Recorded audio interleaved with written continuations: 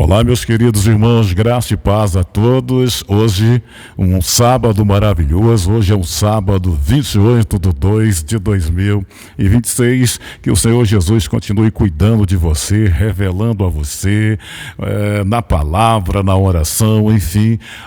Que Deus continue trabalhando assim na tua vida de uma forma maravilhosa. E hoje nós vamos meditar aqui no livro de Jó, no capítulo 45 e o versículo 2. Aliás, 42, capítulo 42, versículo 5, que diz assim, ó.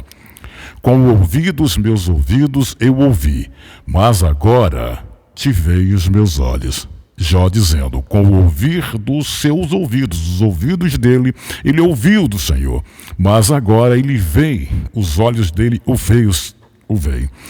Na outra tradução, mais fácil, de fácil entendimento, diz assim, ó. Antes eu te conhecia só de ouvir falar, mas agora eu te vejo com os meus próprios olhos, disse Jó. Então, meus queridos, a vida de Jó é como a fé entrar no fogo e não virar cinza, né? Ele diz, Deus me deu, Deus tomou, bendito seja o nome do Senhor.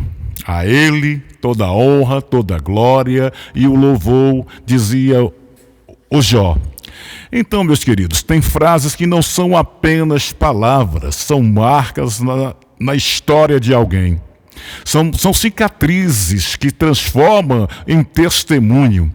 E nós falamos muito dessas frases, né? Em momentos difíceis, em cultos, mas essa frase não nasceu num dia tranquilo. Ela foi dita num cenário que não foi confortável. Veio de alguém que não estava bem. Essa frase saiu da boca de um homem que em poucas horas viu sua vida desmoronar. Meus irmãos, imagine você acordar num dia comum e antes que o sol se põe, você descobre que perdeu tudo. Sua segurança, sua renda, seus sonhos, sua estabilidade, sua imagem, sua paz e, pior de tudo isso, sua família. Então, é o tipo de perca que não volta ao normal. É o tipo de perca que divide a vida em dois tempos, antes e depois, né? Então, essa é a história de Jó. Esse homem era Jó. E a história de Jó não é só sobre tragédia, é sobre um segredo espiritual que pouca gente percebe. Então, o segredo que muda quando nós encaramos a dor, o silêncio, a injustiça, enfim, é ali na espera e também na fé. Porque a história de Jó não nos ensina só apenas em aguentar firme, não. Ela nos revela algo muito maior. A diferença entre crer em Deus por aquilo que Ele dá, por aquilo que Ele te dá, ou crer por aquilo que Ele é, né? Muitos não vão entender essa frase, né? Mas é isso. Uns creem nele por aquilo que Ele dá, que Deus o dá. Outros naquilo que crer, né? Pois é. Quem era Jó antes da tempestade? Antes da dor? Aí vem um contexto, meus queridos. Porque a Bíblia não apresenta Jó como um homem qualquer. No começo do livro ele é descrito como alguém íntegro, reto, temente a Deus e que se desviava do mal, não é? Então, essa descrição ela é muito forte. Ela é íntegro. Significa alguém inteiro por dentro, uma pessoa que não vive em pedaços, não vive de máscaras, não é? Ele está ali sempre apontando a justiça na prática e não só no discurso. Ele era temente a Deus, ele tinha reverência, ele vivia consciente do sagrado. E ele desviava sempre do mal, que mostra escolha, mostra vigilância, mostra postura. Ou seja, Jó não era perfeito, mas era verdadeiro. Só que a história, meus queridos, não para na espiritualidade. Jó também era extremamente próspero. Ele tinha uma riqueza enorme para aquele tempo, não é? rebanho, animais, servos, estruturas. Ele tinha propriedades muitas. Se nós colocarmos no dia de hoje, ele seria alguém muito acima da média nas suas riquezas. Homem conhecido, respeitado, bem-sucedido, e se não bastasse, sua família era completa. Ele tinha 10 filhos, né? 7 filhos homens e 3 mulheres. A família dele tinha um detalhe bonito. Ele se reunia, celebrava, havia banquete, encontros, alegria, né? E aqui vem um detalhe que revela o coração de Jó, meus queridos. Depois de cada festa, ele se levantava cedo, oferecia sacrifícios a Deus pelos seus filhos, entendeu? Dizendo em seu coração o seguinte: talvez tenha pecados. Não porque Jó desconfiava deles como um pai desconfiado, mas porque ele era homem. Um homem entendia a fragilidade humana, não é verdade? Ele cuidava espiritualmente do que ele amava. Então, ele oferecia sacrifício a Deus pelos seus filhos. Jó tinha fé, caráter, bens, família, tinha estabilidade, tinha respeito. A vida dele parecia uma fortaleza. Só que tem uma verdade, meus queridos, e a gente aprende cedo ou tarde. Existe um tempo de tempestade que não pede autorização para entrar na nossa vida. E Jó estava prestes a descobrir isso, né? Então, o que aconteceu no invisível? Enquanto Jó, meus irmãos, vivia os seus dias, havia uma cena acontecendo em uma outra dimensão. A Bíblia descreve o momento que os filhos de Deus se apresentaram diante do Senhor. E entre eles estava alguém diferente, muito diferente. Estava ali o diabo. Meus queridos, o diabo. Nem tudo que acontece, nós não podemos perceber. E o diabo chega até Deus, e Deus faz uma pergunta: de onde você vem? E o diabo responde com frieza. Ele diz: de rodear a terra e passear por ela. É como se ele dissesse: eu estava observando, procurando falhas, buscando alguém para acusar. É isso que ele faz, é o nosso acusador. Então Deus menciona Jó. Você observou, meu servo Jó? Não há outro como ele, íntegro, reto, temente a Deus e que se desvia do mal. Aqui, meus queridos, existe algo muito forte. Deus enxerga a fidelidade de Jó, mas Satanás não aceita. Ele lança um desafio e ele diz assim: será que Jó teme a Deus sem interesse? Não é só porque você protegeu tudo que ele tem. Aí Deus disse: toca em tudo que ele possui, e ele não vai me amaldiçoar, porque a fé dele não depende dos bens. Deus permite a prova, não porque Deus quer destruir Jó, mas porque Deus sabe que a fé de Jó é real. Deus coloca limites e diz para o diabo: tudo que ele tem está no teu poder, mas nele mesmo você não toca. E aí começa uma batalha espiritual invisível, queridos. Jó não sabe de nada. E aí entra uma das lições mais difíceis. Às vezes nós estamos vivendo uma fase onde o céu está discutindo algo sobre nós. E nós só percebemos quando os efeitos eles chegam à nossa vida.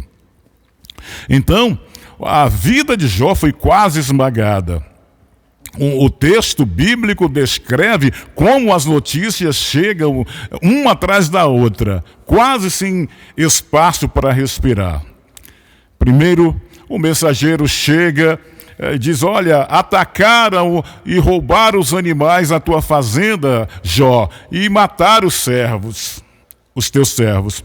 E outro mensageiro chega: olha, Jó, fogo caiu do céu e consumiu o rebanho, e os servos morreram.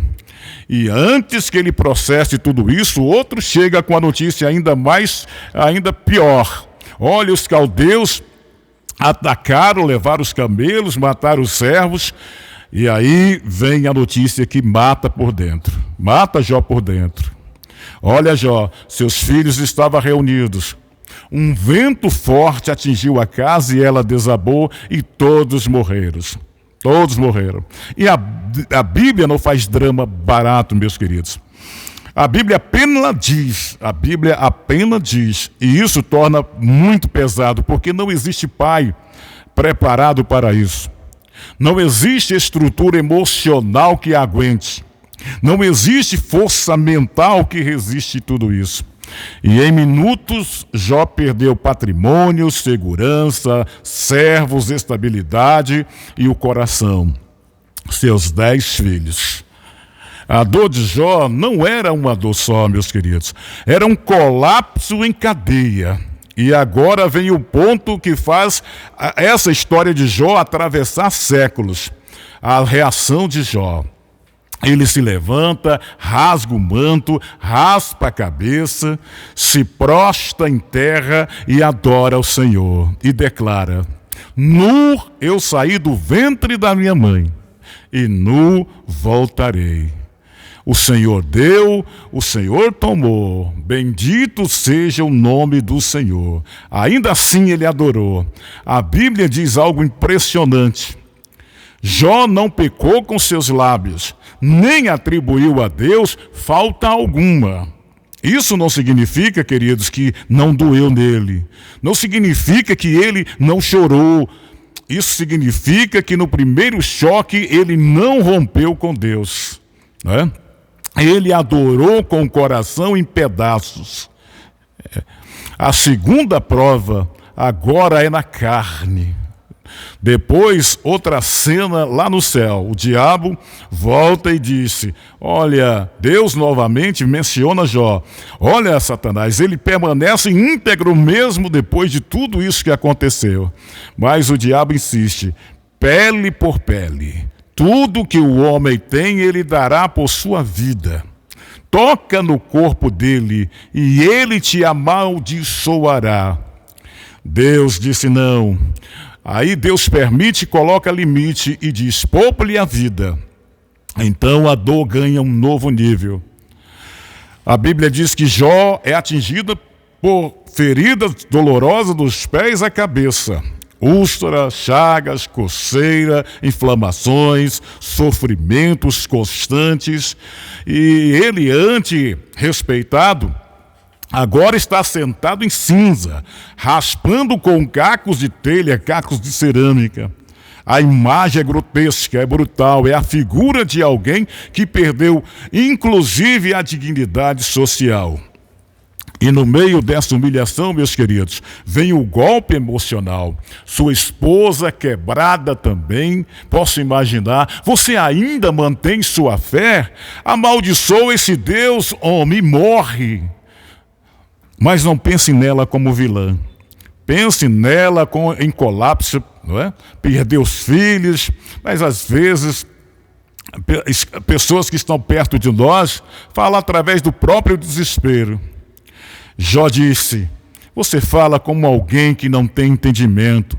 Se recebemos o bem de Deus, por que não receberemos também o mal? Jó não pecou com seus lábios, queridos.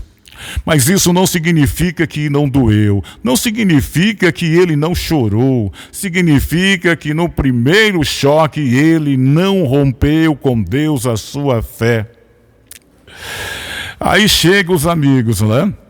É o melhor começo e o pior caminho. Porque quando a notícia se espalha, 3 amigos vão até Jó. Você sabe, né? Elifaz, Zofar, eles chegam, né?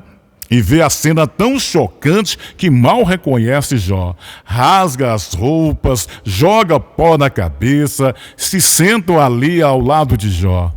E aqui acontece um dos momentos mais humanos e bonitos. Durante 7 dias, 7 noites, eles ficam ali em silêncio. Né? Por quê? Porque tem dor que não cabe em frase. Tem sofrimento que não pede explicação, meus queridos. Pede presença. Só que depois do silêncio, ele acaba. E quando o discurso começa, o problema começa. Não é? Jó abre a boca e não faz uma oração bonita, não. Ele não faz um testemunho, ele fala um lamento. Ele amaldiçoa o dia que ele nasceu. Ele disse, em outras palavras, olha, eu preferia não ter existido. E isso não é falta de fé, isso é dor real. A Bíblia não romantiza, meus amigos. Ela mostra que um homem fiel pode estar destruído por dentro. A partir daí, os amigos começam a falar. E cada um tenta encaixar Jó numa forma diferente. Eles acreditavam numa lógica simples, meus amigos. Se alguém sofre muito, é porque pecou muito. Se alguém prospera, é porque é justo. É o pensamento deles. Só que a vida real não funciona como na equação. Ele fala com suavidade, mas sugere que Jó deve estar errando, não é? Mildade é mais duro. Chega a insinuar que os filhos de Jó morreram por culpa própria. Então Zofar é agressivo e diz que Deus ainda está sendo bondoso porque Jó merecia coisa pior, ou seja, a morte. E assim aqueles que foram consolar viraram acusadores. Está cheio por aí, né? Mas Jó responde ferido: vocês são consoladores miseráveis. Né? E a partir daqui, a história vira quase como um tribunal. Um debate longo, tenso, repetitivo e emocional. Jó insiste, queridos. Ele disse: eu não fiz o que vocês estão dizendo. Os amigos insistem. Então você está escondendo o pecado, Jó. E no meio desse conflito, Jó vive uma das coisas mais dolorosas, sofrer e ser mal interpretado, caluniado, não é? E o ponto mais profundo, amigos, quando Jó não entende Deus, mas não o abandona. Olha que coisa, né? Em muitos momentos, Jó fala coisas pesadas. Ele questiona, ele chora, ele reclama, ele se sente injustiçado. Ele disse que gostaria de apresentar seu caso diante de Deus como num tribunal, para que a verdade fosse vista. Isso é muito humano, meus irmãos. Mas mesmo quando Jó não entende, ele não se torna um cínico. Ele não vira alguém que abandona Deus. Ele vira um homem que luta com Deus. Tem diferença. E no auge dessa escuridão, Jó solta uma das declarações mais fortes de fé. Eu sei que meu Redentor vive e por fim se levantará. Aleluia! Ou seja, mesmo que eu não veja agora, eu creio que existe justiça maior do que este momento. Isso não é fé baseada em conforto. Isso é fé nascida no caos, queridos. Você entende? É isso. E Eliú, né? Uma nova voz entre os debates. Depois de muitos discursos, surge um quarto personagem na história, Eliú. Ele é mais jovem, né? E ficou em silêncio por respeito. Mas ele se irrita com duas coisas. Com os amigos, porque não consegue explicar e só acusa, e com Jó, porque se defende demais e parece querer vencer a discussão. Eliú traz um ponto diferente. Ele diz que o sofrimento nem sempre é punição. Pode ser disciplina, instrução, refinamento, não é? Proteção, alerta, amadurecimento. Ele não diz que Jó é culpado. Ele diz que a dor pode ter propósito. E ele não estava errado, e ele insiste. Deus é justo. E Deus fala com o homem de várias formas, inclusive na aflição. O discurso dele prepara o terreno para o momento mais impactante, quando Deus finalmente fala. Deus, oh aleluia, quando Deus responde, e não responde como Jó esperava. Chega então o ápice, né? Deus responde no meio de um redemoinho. Jó esperava uma explicação, um porquê, um motivo, mas Deus não entrega um manual de sofrimento. Deus entrega uma revelação de si mesmo. Deus faz perguntas. Onde você estava quando eu fundei a terra, Jó? Quem mediu os limites, Jó? Quem controla o mar, Jó? Quem guia as estrelas, Jó? Você entende o trovão, a neve, o relâmpago? Você alimenta o leão, Jó? Você governa a criação, Jó? A mensagem é clara. Jó, você não consegue controlar nem compreender tudo, meu filho. Deus mostra a grandeza do universo para lembrar a Jó que existe um plano maior. E então Deus fala de duas figuras misteriosas, Dimbote e o Leviatã, forças que o homem não controla. É como se Deus dissesse: você, Jó, não consegue domar isto, Jó. Quanto mais entender tudo, entender aquilo que eu faço. Então, a virada interior de Jó, ela é maravilhosa. Diante disso, Jó não argumenta mais. Ele se quebra e ele disse: eu sei que tudo podes, e nenhum dos teus planos pode ser frustrado. Aleluia. E depois ele confessa: eu falei do que eu não entendia, coisas maravilhosas demais para mim. Aí então vem a frase que muda tudo. Glória a Deus. Ali, ó, antes eu te conhecia só de ouvir falar, mas agora eu te vejo com os meus olhos próprios. Isso é profundo, queridos, porque Jó não recebeu resposta. Jó recebeu encontros. E há momentos na vida que nós não recebemos explicação. Nós recebemos presença. E isso sustenta mais do que qualquer argumento. Jó se arrepende no pó e na cinza. Não porque ele era um grande pecador e pecado escondido, mas porque ele percebe a pequenez humana diante da grandeza divina. Então Jó sai da fase daquilo que eu preciso entender tudo para que eu possa confiar mesmo sem entender tudo. Não, ele sai disso. Então Deus repreende os amigos e exalta a honestidade de Jó. E aqui tem outra lição enorme. Jó, o ferido, ora pelos que feriram. Aleluia! Jó, o acusado, intercede pelos acusadores. Jó, o humilhado, ele libera perdão. Isso mostra, queridos, que a fé não só aguenta, mas a fé ajuda a transformar, a restaurar. Então, falando em restaurar, a restauração foi em dobro.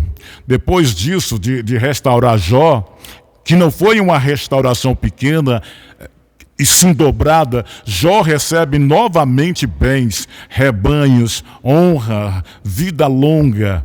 Ele também tem filhos novamente, 7 filhos e 3 filhas. E as filhas são descritas como notavelmente belas. E Jó faz algo em comum. Ele dá herança às filhas junto com os filhos. Que maravilha, né? Sinal de generosidade, visão transformada. Jó vive muitos anos e ele vê gerações. E o texto fecha dizendo: Jó morreu velho e satisfeito, fartos de dia. Mas o principal, queridos, não é o dobro dos bens. O principal é que Jó terminou a sua história com a sua fé mais profunda, a fé mais viva. E com um segredo, e com a frase que muda tudo. E aqui, queridos, está os segredos que mudam a nossa vida. Quando não entendemos o porquê, ainda podemos confiar. Né? Jó não recebeu todas as respostas. Jó recebeu Deus. E às vezes, queridos, a dor nos leva para um lugar onde nós descobrimos algo que nunca descobriremos sem ter passado pelo vale, pela dor, e que Deus não é só a mão que dá, Deus é o coração que sustenta. E isso, querido, muda tudo na nossa vida. Talvez hoje alguém esteja vivendo o seu próprio capítulo difícil, a história no vale, num tempo em que as coisas perderam o sentido. Talvez você esteja cansado, querido, frustrado, ferido, confuso. Talvez você esteja esperando uma resposta, que essa resposta não chega. Mas a história de Jó mostra que o silêncio não é abandono, queridos. O silêncio pode ser preparação. E mesmo quando a vida parece injusta, existe um Deus que continua sendo Deus. Se Jó conseguiu adorar em cinzas, é porque existe uma força que não nasce no conforto. Nasce da confiança, queridos. Que Deus, em Cristo Jesus, faça-nos que nós possamos abrir os olhos e o coração todos os dias para o Senhor. É linda a história de Jó. Que o Espírito do Senhor possa falar no nosso coração, revelar, se prontificar para nós, na tempestade, na bonança, no vale, nos montes, enfim, em qualquer situação, que Deus possa continuar falando conosco. Então, esse foi o texto que nós meditamos, está ali, ó. Antes eu te conhecia só de ouvir falar, mas agora eu te vejo com os meus olhos, com os meus próprios olhos. Então, graça e paz a todos, que Deus te dê uma noite maravilhosa, uma semana, um ano, enfim, e que Deus esteja sempre nos preparando para os dias difíceis e, claro, para o arrebatamento da sua igreja. Amém? Graça e paz a todos e até a próxima.